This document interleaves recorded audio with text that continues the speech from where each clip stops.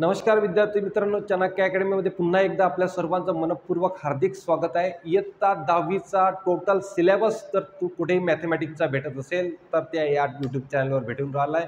त्या कारणाने चॅनलला लाईक आणि सबस्क्राईब नक्की करा। कोणताही वेळ न गमावता टॉपिकला सुरुवात करतोय।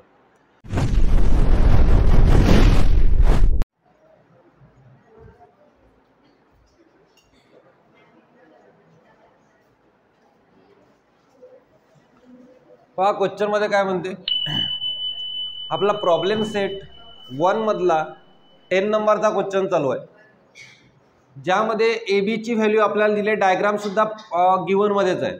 ए बी ची व्हॅल्यू जी आहे ती 5 आहे, ए सी ची व्हॅल्यू कुठे गेला, ए सी ची व्हॅल्यू 4 आहे आणि बी सी ची व्हॅल्यू पूर्ण याची 6 आहे। तर फाइंड आउट करणं आहे आपल्याला याची व्हॅल्यू फाइंड आउट करणं आहे, म्हणजेच काय AX अपॉन XY हे व्हॅल्यू फाइंड आउट करणं आहे। सगळ्यात पहिल्यांदा याच्यामध्ये दोन ट्रायंगल आपल्याला दिसून राहिले।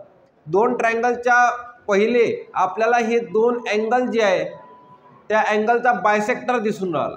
म्हणजेच क्वेश्चन मध्ये दिलाय की क्वेश्चन मध्येच म्हटलं आहे की B and C bisector of B and C of a triangle intersect each other point X च्या ठिकाणी ते इंटरसेक्ट होऊन राहिले कोणाचे, अँगल ए बी सी चे बायसेक्टर। त्याच्या कारणाने मी काय म्हणतो सगळ्यात पहिल्यांदा की इन ट्रायंगल मोठावाला ट्रायंगल ए बी सी या ट्रायंगल मध्ये काय घडून राहिलं ते बघा, ज्याच्यामध्ये BX हा बायसेक्टर आहे अँगल ABC चा। BX हा बायसेक्टर आहे म्हणून मी इथे लिहितो BX is bisector of angle ABC। Triangle ABC नाही, आता ट्रायंगल आणि अँगल मध्ये फरक आहे, एवढं लक्षात घ्या। आता जर हा अँगल बायसेक्टर आहे तर आपला अँगल बायसेक्टर थेरम काय म्हणते, अँगल बायसेक्टर थेरमचा रेशो काय म्हणते, हा जर अँगल बायसेक्टर आहे तर AB divided by BY equal to AX divided by XY म्हणते ना असा टॉपिक। त्या कारणाने आपण काय करू की AB divided by BY equal to AX divided by YX करू शकतो किंवा XY करू शकतो। XYच करावं लागेल, इथे XY हे झालं आपलं अँगल बायसेक्टर थेरम।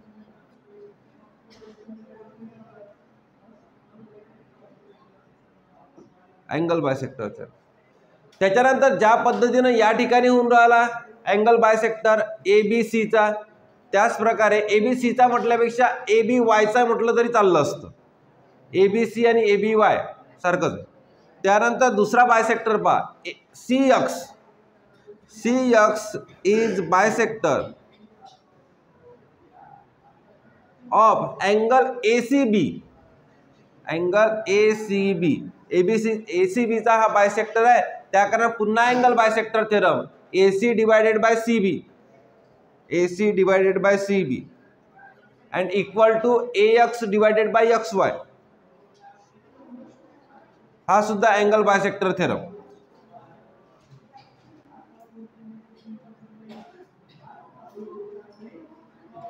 हा सुद्धा अँगल बायसेक्टर थेरम आहे। आता दोन्ही अँगल बायसेक्टर थेरम याला 1 नंबर टाकून देऊ, याला 2 नंबर टाकू। याच्यामध्ये एक गोष्ट लक्षात घेतली असेल तर AX डिवायडेड बाय XY आणि AX डिवायडेड बाय XY दोन्ही ठिकाणी, म्हणजेच काय AX अपॉन XY ची व्हॅल्यू AB अपॉन BY आहे आणि AX अपॉन XY ची व्हॅल्यू AC अपॉन CY सुद्धा आहे की नाही, CB सुद्धा आहे। त्या कारणानं याच्या इक्वल तर हा आहेच, कारण सेमच आहे, म्हणजे याच्या इक्वल सुद्धा काय आहे, हा आहे। म्हणजे फ्रॉम 1 and 2 वरून आपण काय म्हणू शकतो की AB upon BY equal to AC upon CB आणि equal to AX upon XY। AX upon हे तिन्ही काय आहे एकमेकांसोबत काय इक्वल आहे, याच्या बरोबर हा आहे आणि याच्या बरोबर हा आहे, तिन्ही टॉपिक एकमेकांसोबत इक्वल आहे। आता व्हॅल्यू टाकून द्या याच्यामध्ये व्हॅल्यू टाकल्यानंतर काय होईल ते बघा। AB ची व्हॅल्यू दिली आहे 5 म्हणून AB ची व्हॅल्यू 5 टाकतोय। BY ची व्हॅल्यू दिली नाही आहे, BY ची व्हॅल्यू टाकायची नाही। त्यानंतर इक्वल टू AC ची व्हॅल्यू काय आहे 4 आहे, त्याच्यानंतर BCची व्हॅल्यू CBची व्हॅल्यू दिली 6 दिली आहे का? CBची व्हॅल्यू 6 आहे, BC म्हणजे CB 6 इक्वल टू AX ची व्हॅल्यू दिली का? नाही, AX ची व्हॅल्यू नाही दिली. आणि XY ची व्हॅल्यू दिली आहे का? नाही, XY ची व्हॅल्यू दिली. आपल्याला काय काढायचं आहे? AX आणि XY काढायचं आहे. AX आणि XY आपल्याला काढायचं आहे.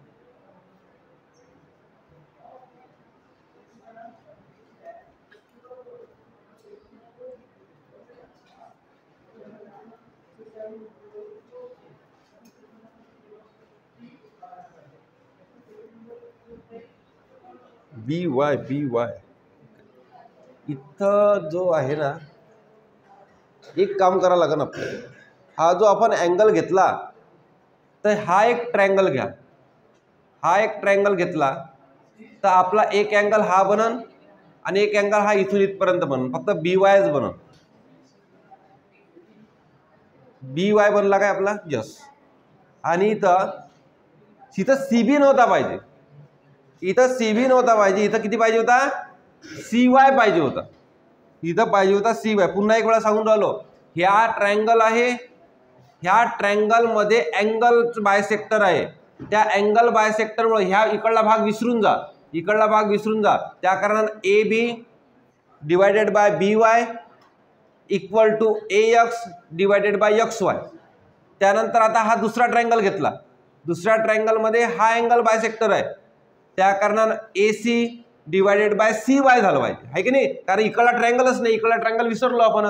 त्या कारण AC divided by CY, AC divided by CY equal to AX divided by XY. इथपर्यंत बरोबर आहे. आता पहा, हा टॉपिक ना हा टॉपिक सेम आहे, म्हणून हा ना हाही सेम आहे. त्या कारण AB डिवायडेड बाय BY आणि AC डिवायडेड बाय CY.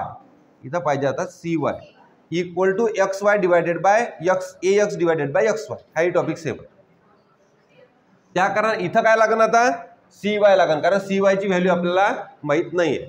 आता बघा, आता ह्या टॉपिक आपल्याला काढणं आहे, याच्यासोबत काहीतरी करणं आहे, ठीक आहे ना? तर त्यानंतर आता आपण इक्वल रेशोचा फॉर्म्युला लावणार आहे.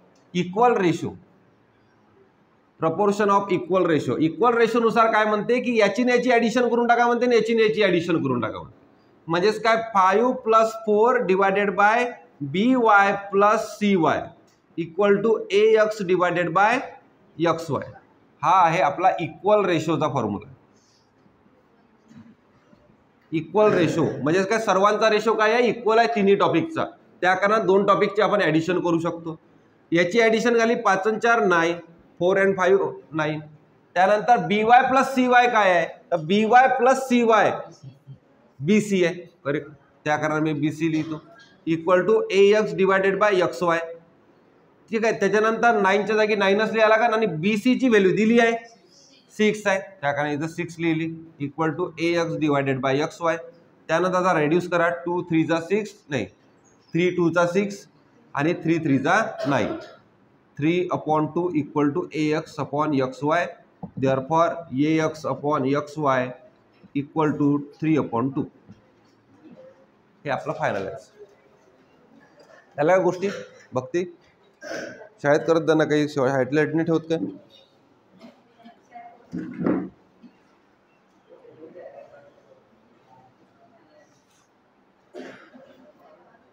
मुलांनी टी शर्टची हे बघा रे, मी 5 दिवसानंतर म्हणजेच पुढच्या रविवारपासून टी शर्ट कंपल्सरी करून राहिलो, कारण सर्व विद्यार्थ्यांचे 40 विद्यार्थ्यांचे टी शर्ट येऊन राहिले.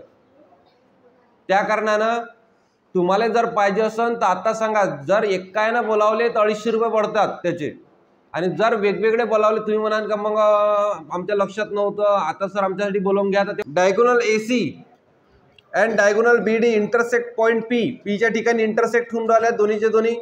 देन शो काय करायचं आहे? प्रूव्ह की AP divided by PD equal to PC divided by BP. हा टॉपिक आपल्याला प्रूव्ह करायचा आहे रे. AP divided by P A P divided by P D कुठे गेला, पी डी, आणि P C divided by B P, म्हणजेच काय A P divided by P D, म्हणजे हा टॉपिक डिवाइड हा टॉपिक, हा टॉपिक डिवाइड हा टॉपिक, हे दोन टॉपिक आपल्याला प्रूव्ह करणं आहे. सांगा, हे सांगते एंजल, कोणता टॉपिक प्रूव्ह करणं आहे आपल्याला?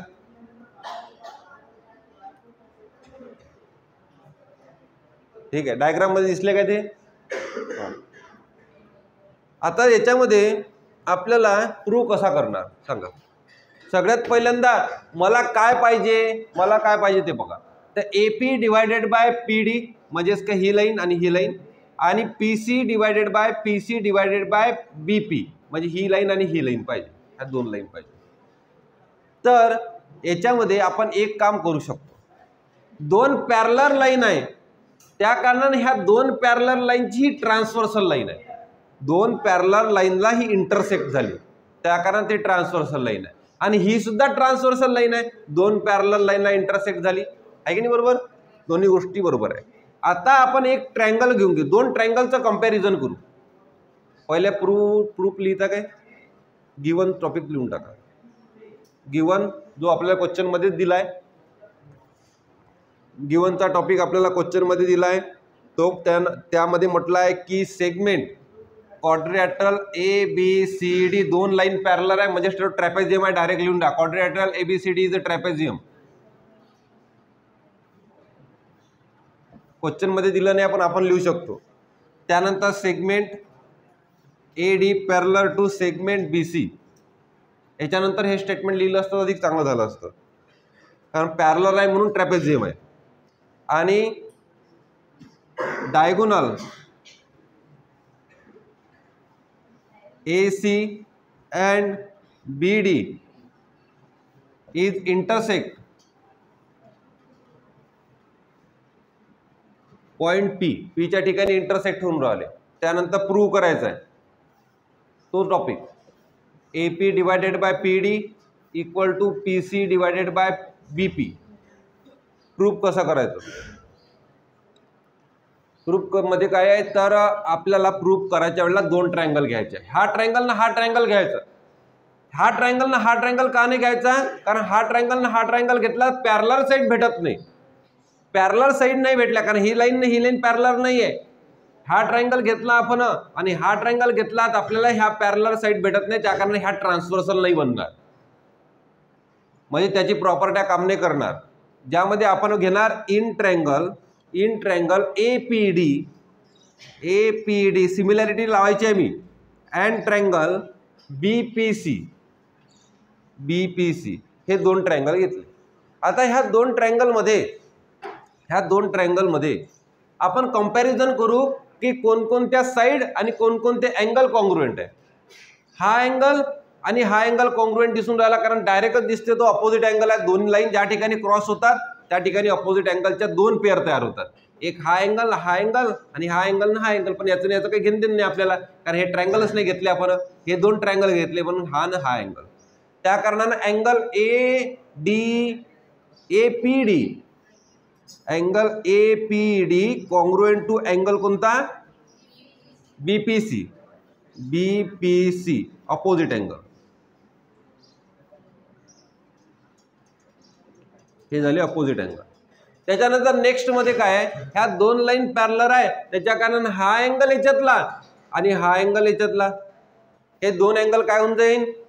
कॉन्ग्रुएंट होऊन जाईल अल्टरनेट अँगलच्या फॉर्म्युल्यानुसार, ज्यामध्ये angle A D P congruent to angle C B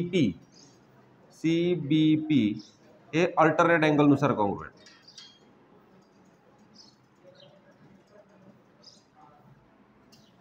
alternate angle नुसार कॉन्ग्रुएंट दोन अँगल कॉन्ग्रुएंट भेटले, एक नंबरचा 2 नंबरचा अँगल, दोन्ही अँगल कॉन्ग्रुएंट भेटले.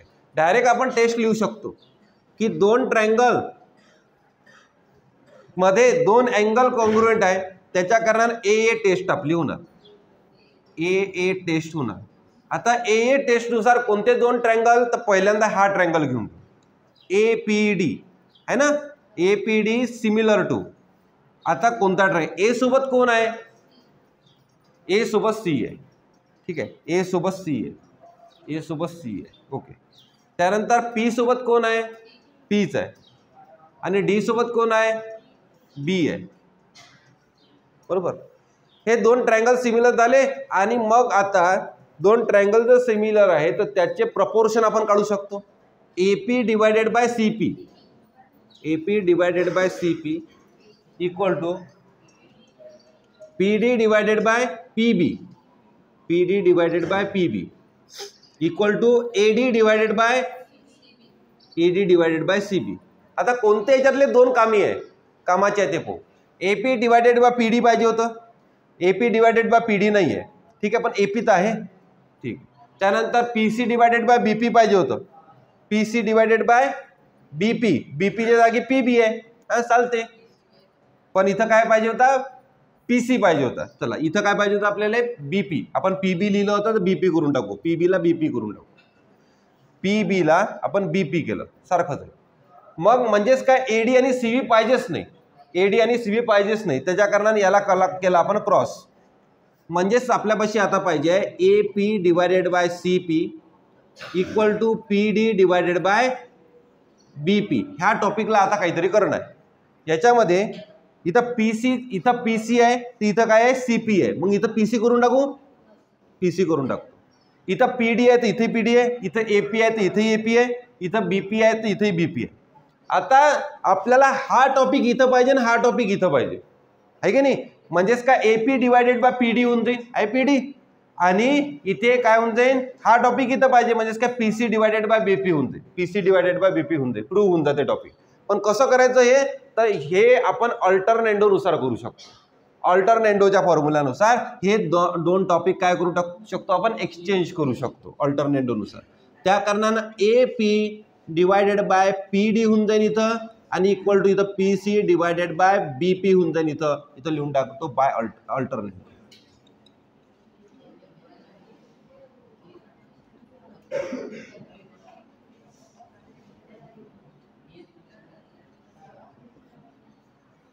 हे आहे prove दॅटचं topic.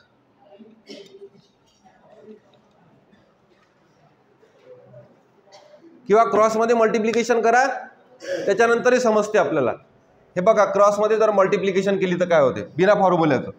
AP multiply BP, AP multiply BP equal to PC multiply PD, PC multiply PD.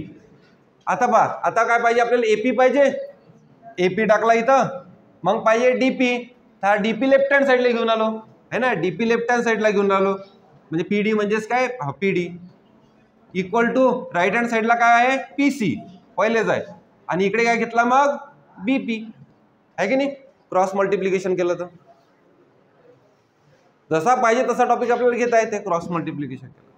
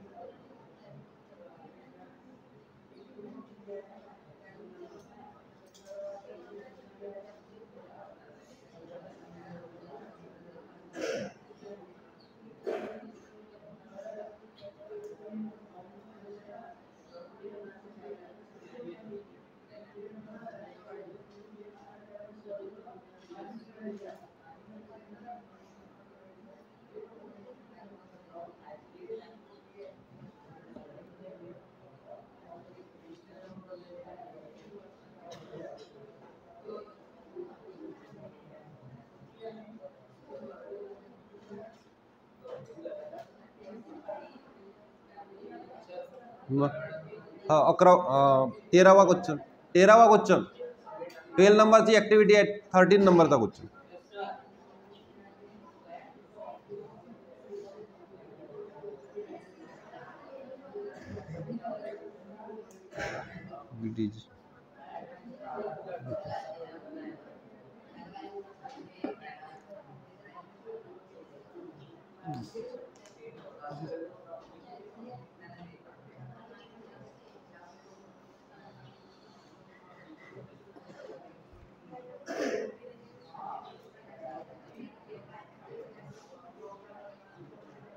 GBD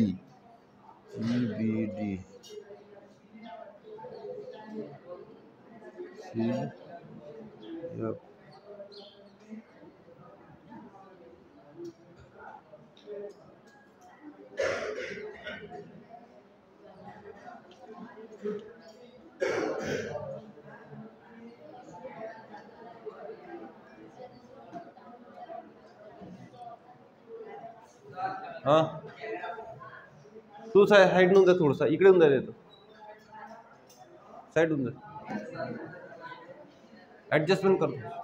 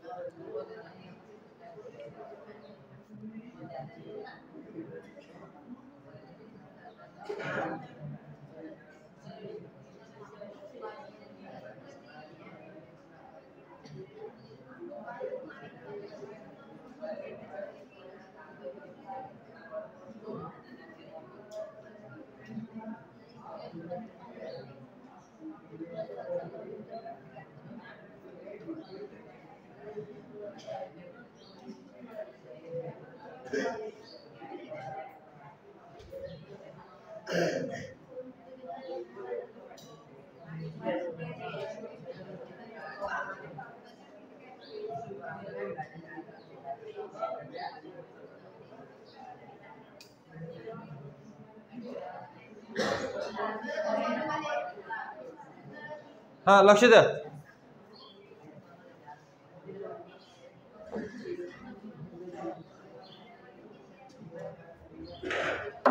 याच्यामध्ये काय म्हटलं आहे की हा जो आपल्याला क्वाड्रॅटरल दिसून राहिला त्याचं नाव DEFG आहे. DEFG हा आहे स्क्वेअर. हा क्वेश्चन मध्ये म्हटलं आहे त्याकरता इथं लिहून टाकतो क्वाड्रॅटरल DEFG इज स्क्वेअर. हा स्क्वेअर आहे. हा स्क्वेअर आहे म्हणजे याच्यातले प्रत्येक अँगल 90 डिग्रीचे मी दाखवून दिले पहिलेच. क्वेश्चन मध्ये दाखवले नाही आहेत. मी इथं 90 डिग्रीचा आयडेंटिकल मार्क दिलं. त्याच्यानंतर क्वेश्चन मध्ये अजून इन्फॉर्मेशन दिली की angle A equal to 90 degree आहे आणि एक हिंट दिली आहे. हिंट ही दिली हे याचा यूज नाही करायचा आपल्याला, याचा यूज आपल्याला प्रूफ मध्ये करायचा आहे. एवढा टॉपिक दिलाय आपल्याला. इन ट्रायंगल याच्यामध्ये इन ट्रायंगल BAC मध्ये इन ट्रायंगल BAC ह्या ट्रायंगल मध्ये हा स्क्वेअर आहे. त्यानंतर प्रूफचा टॉपिक. प्रूफ काय करायचं आहे आपल्याला की DE चा स्क्वेअर इक्वल टू BD चा स्क्वेअर DE चा square equal to BD into EC. हा टॉपिक आपल्याला प्रूव्ह करायचा आहे. कसा प्रूव्ह करणार? आता पहिली गोष्ट याला आपण आपल्या सोयीसाठी सॉल्व करून घेऊ. DE चा स्क्वेअर म्हणजे काय? DE into DE.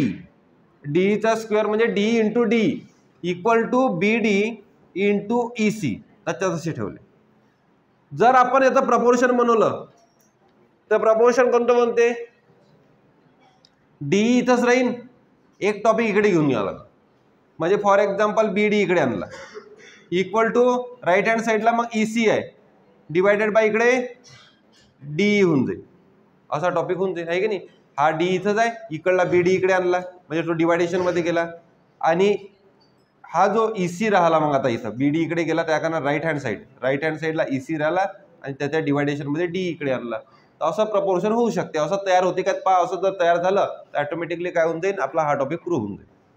आता हिंट जे दिल्ली आहे, जर हिंट आपल्याला दिल्ली राहिली तर खूपच इझी होऊन जाते.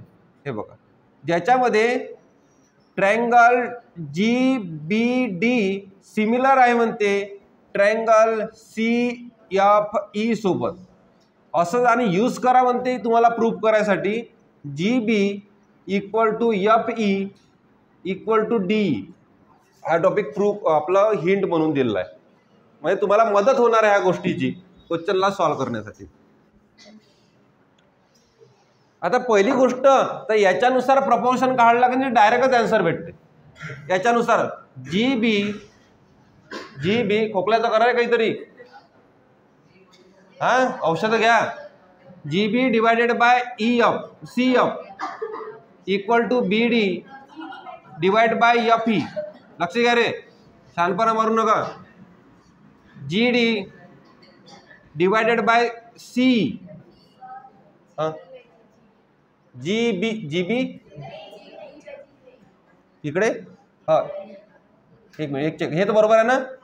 GB डिवायडेड बाय CF आणि BD डिवायडेड बाय FE, त्यानंतर GD डिवायडेड बाय CE. बरोबर आहे हे का? हां GD इथं पाहिजे GD.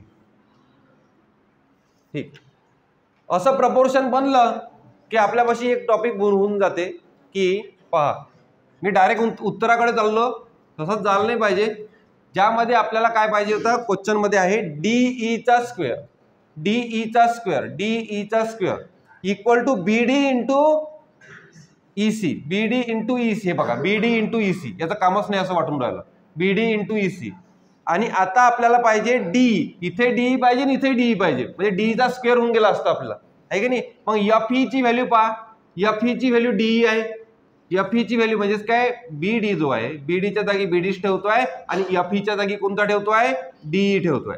इक्वल टू GD च्या जागी कोणता ठेवतो, GD म्हणजे सुद्धा काय आहे, DE आहे. FE आहे आणि DE आहे. GD म्हणजे काय, DE सुद्धा आहे, त्या कारण इथं सुद्धा DE ठेवतो. इक्वल टू इथं काय आहे, CE आहे. ठीक आहे ना. म्हणजे आता पहा, क्रॉस मल्टिप्लिकेशन करा, BD इंटू CE करा, BD इंटू CE आणि इक्वल टू काय, D इंटू D, D चा स्क्वेअर. पहा प्रूफचा टॉपिक येऊन राहिला, BD इंटू CE म्हणजे EC. ठीक आहे, इक्वल टू D चा स्क्वेअर आहे की नाही. हा टॉपिक होते. पण आपल्याला पहिल्यांदा प्रूफ करावं लागेल काही काही टॉपिक. ते टॉपिक आपण प्रूव्ह करून टाकू, त्याच्यानंतर हे स्टेटमेंट तसं तसं लिहून टाकू. ज्याच्यामध्ये आपला जो ट्रायंगल आहे, हा ट्रायंगल पूर्ण हा ट्रायंगल ABC आणि हा छोटासा ट्रायंगल, याचं कंपॅरिझन करू. सगळ्यात पहिलं याच्या कंपॅरिझन मध्ये काय होईल लक्ष द्या. इन ट्रायंगल प्रूफमध्ये इन ट्रायंगल कोणता ट्रायंगल, BAC, कारण इथं 90 डिग्री झालाय, BAC अँड ट्रायंगल GDB इथे 90 डिग्री झालाय, GDB. ह्या दोन ट्रायंगलच्या कंपॅरिझन मध्ये अँगल BAC आणि कॉन्ग्रुएंट होणार अँगल GDB. हे कॉन्ग्रुएंट होणार कशाच्या फॉर्म्युलानुसार, 90 डिग्रीनुसार. दोन्ही 90 डिग्रीचे आहे, त्याच्या कारणाने ते कॉन्ग्रुएंट होणार. त्यानंतर अँगल BAC असा हा पूर्ण ट्रायंगल मध्ये B हा ट्रायंगल येऊन राहिला आणि GDB ह्या दोन ट्रायंगल मध्ये सुद्धा B हा ट्रायंगल येऊन राहिला, म्हणजेच काय B काय कॉमन आहे. ठीक आहे ना. त्या कारणाने angle B congruent to angle B हा झाला कॉमन अँगल, हा झाला कॉमन अँगल. मग आता कोणते कॉमन अँगल नाही दिसत, कॉन्ग्रुएंट अँगल नाही दिसत, म्हणजे ह्या दोन ट्रायंगलच्या कंपॅरिझन मध्ये दोन अँगल काय आहे, कॉन्ग्रुएंट आहे. ए टेस्ट लागणार आहे की नाही. त्या कारणानं ए टेस्ट लागणार, हे नक्की झालं. ए टेस्ट आहे. ए टेस्ट नुसार कोणते दोन ट्रायंगल सिमिलर आहे, तर सिमिलॅरिटी आता बरोबर पाहावं लागेल. अँगल BAC आणि सिमिलर टू B सोबत कोण आहे, B सोबत Bच आहे की नाही, B सोबत Bच आहे. त्यानंतर A सोबत कोण आहे, A सोबत D आहे आणि C सोबत कोण आहे, मग C सोबत कोण आहे, G आहे, C सोबत G आहे. ठीक आहे, अशी ही सिमिलॅरिटी आहे. ह्या सिमिलॅरिटी नुसार आपण काय म्हणू शकतो की BA divided by BD equal to AC divided by DG आणि equal to BC divided by BG हे टॉपिक आपण म्हणू शकतो. जसे जसे हा ट्रायंगल आणि हा ट्रायंगल सिमिलर बनला तसाच हा मोठा ट्रायंगल आणि हा ट्रायंगल सुद्धा काय बनणार, सिमिलर बनणार. म्हणून मी काय करतोय, सिमिलरली लिहून टाकतो. आपण थोडंसं वाचू जास्त लिहिण्यापासून. सिमिलर करून टाकतो टॉपिक. सिमिलॅरिटी मध्ये सिमिलरली काय होऊन जाणार की जसा हा ट्रायंगल कॉन्ग्रुएंट झाला किंवा सिमिलर झाला तसाच आपल्याला कोणता ट्रायंगल सिमिलर करता येते, ट्रायंगल BAC आणि सिमिलर टू, सिमिलॅरिटी लिहून राहिलो, बी सोबत कोण राहणार, बी सोबत कोण राहील तर नंतर पाहून घेऊ. हा C आपला कॉमन आहे की नाही, ABC किंवा BAC मधला C आणि DEC मधला, GEC मधला, FEC मधला, FEC मधला C, म्हणजे C कॉमन आहे. C कॉमन आहे म्हणजेच काय, C च्या ठिकाणी C टाकून देतो. त्याच्यानंतर E हा 90 डिग्री आहे आणि A सुद्धा 90 डिग्री आहे, म्हणून A आणि E काय आहे, सिमिलर आहे, A आणि E. आणि मग राहिला कोणता, F, त्या कारणाने इथे लिहू आपण F. हे दोन सिमिलॅरिटी आहे, सिमिलर आहे दोन ट्रायंगल. त्यानंतर आणखी कोण सिमिलर आहे, जर हे दोन ट्रायंगल, हा ट्रायंगल सोबत हा ट्रायंगल आणि ह्या मोठ्यावाल्या ट्रायंगल सोबत हा ट्रायंगल सिमिलर आहे, तर ह्या ट्रायंगल सोबत हा ट्रायंगल सिमिलर आहे की नाही. याला टाकू आपण फर्स्ट नंबर, याला टाकू आपण सेकंड नंबर. आणि आता आपण थर्ड नंबरचं स्टेटमेंट करून राहिलो फ्रॉम 1 and 2 वरून, की जर याच्या सोबत हा आहे ट्रायंगल आणि याच्या सोबत म्हणजे याच्या सोबत हा आहे ट्रायंगल, तर हे दोन ट्रायंगल काय झाले, सिमिलर आहे. पहा, BAC सिमिलर टू BDG आणि BAC सिमिलर टू FEC, म्हणजेच काय, हे दोन ट्रायंगल सिमिलर आहे, म्हणजेच हे दोन ट्रायंगल सुद्धा काय आहे, सिमिलर आहे. म्हणजे कोणते दोन ट्रायंगल सिमिलर आहेत, therefore triangle BDG similar to triangle FEC हे फ्रॉम 1 and 2 या दोन वरून सिमिलर आहे. आणि हेच हिंट होती ना आपली, यस, हेच हिंट होती आपली, की GBD म्हटलं होतं त्यांनी तर GBD similar to CFE, GB आणि D आणि CF आणि E, ठीक आहे ना, सिक्वेन्स सारखा आहे. त्याच्या कारणाने याचं प्रपोर्शन पहा, BD divided by FE equal to DG divided by EC equal to BG divided by FC. ठीक आहे. आता काय करू, कोणाचं काम आहे पहा, या ठिकाणी प्रूव्ह दॅटच्या टॉपिकमध्ये ह्या टॉपिक जो आहे, हा टॉपिक नाही लिहिला चालते, हा टॉपिक नाही लिहिला तरी चालते. याच्यामध्ये DEचा स्क्वेअर म्हणजेच काय, आपल्याला काय पाहिजे, DE पाहिजे. बरं, ह्या टॉपिकचा आधार घेऊ. इथं DE पाहिजे, DE दिसून राहिला काय कुठं, DE दिसते का कुठं, पहा नाही आहे. ओके, DE कुठे दिसून राहिला नाही, DE कुठे दिसून राहिला नाही. बरं, तो द्या फेका. त्यानंतर BD दिसून राहिला, हा BD आहे, हा BD आहे. त्याच्यानंतर EC दिसून राहिला, हा EC आहे. त्यानंतर DE तर आहेच नाही म्हणता, ठीक आहे. म्हणजे याचं काही काम नाही आहे, याचं काही काम नाही आपल्याला पाहिजे BD डिवायडेड बाय FE राहिला आपल्यापाशी आणि DG डिवायडेड बाय EC राहिला आपल्याकडे. आता जो आपल्याला गिवन मधला टॉपिक दिला होता एक, जो टॉपिक म्हणजे काही हिंट दिली होती, त्या हिंटमध्ये काय म्हटलं होतं, की GB इक्वल टू FE आणि इक्वल टू DE असा टॉपिक म्हटला होता, GD. तर आता काय करू आपण, आपल्याला BD पाहिजे की नाही पाहिजे, हा टॉपिक पाहिजे आहे की नाही. आपल्याला कोणता टॉपिक पाहिजे, हा BD पाहिजे की नाही पाहिजे सांगा. BD पाहिजे, स्टिक मार्क केली. आणि EC पाहिजे, आपल्याला FE नाही पाहिजे. चला, म्हणजे BD पाहिजेच आपल्याला, म्हणून BDच्या जागी BD ठेवतो. FE नाही पाहिजे, FEच्या जागी काय पाहिजे आपल्याला, DE पाहिजे. तर FEच्या जागी DE टाकू शकतो मी, हा FEची व्हॅल्यू DE आहे, त्या कारणाने DE टाकू शकतो. त्यानंतर आपल्याला GD पाहिजे, DG पाहिजे का नाही पाहिजे, GDच्या जागी काय पाहिजे, DE पाहिजे. पहा, GDची व्हॅल्यू D आहे, GDची व्हॅल्यू सुद्धा DE आहे, त्या कारणाने मी इथं DE टाकतो.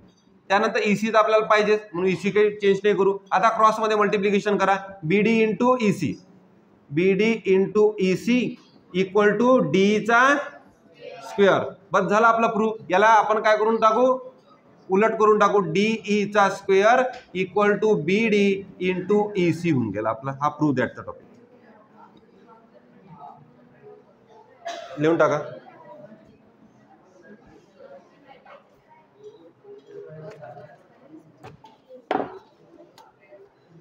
अशा पद्धतीने प्रॉब्लेम सेट आपला कंप्लीट झाला. ऍक्टिव्हिटीचे नोटबुक उद्याला सर्वांनी घेऊन ये.